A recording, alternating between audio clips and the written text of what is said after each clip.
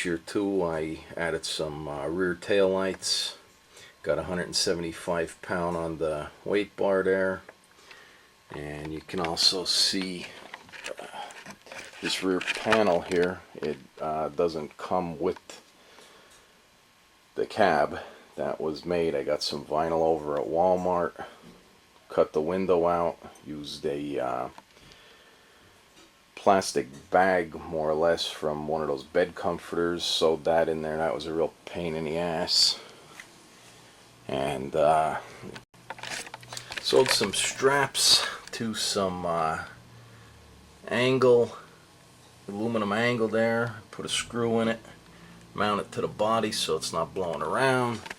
I sewed a pocket alongside the bottom of the panel, put some 3/8 inch rod in there, keep it nice and straight, and went ahead and I sewed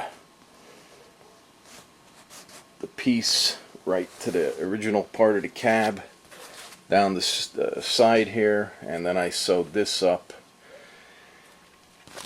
I also sewed that up. No reason to have all them holes in there. I didn't think so. And the back shot of it. Came out really nice. I'm happy with it. Another part I didn't like with the cab, they just had this flap that rolls down and it sits under the hood. Well, I took a piece of regular 5/16 bar and then a piece of aluminum angle and screwed that to the dash and folded the flap back under the bar, screwed it down. Worked much better. Now you can open this, fill the gas tank without having to mess with the cab. We'll start it up here and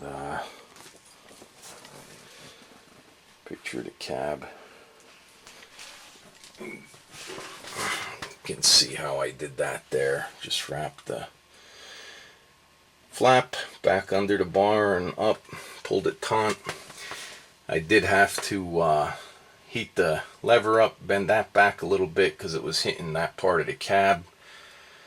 Now it don't. It only took about 1.5 inches, and bracing up top of the cab. I added one more piece of bracing with some 3/16 inch rod in the back because it was drooping down.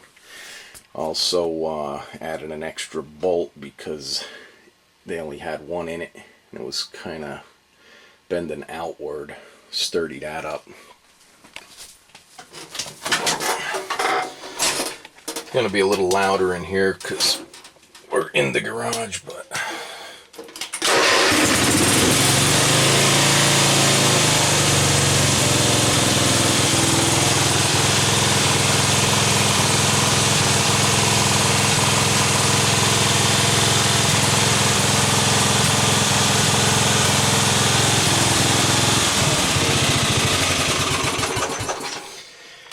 and that's it.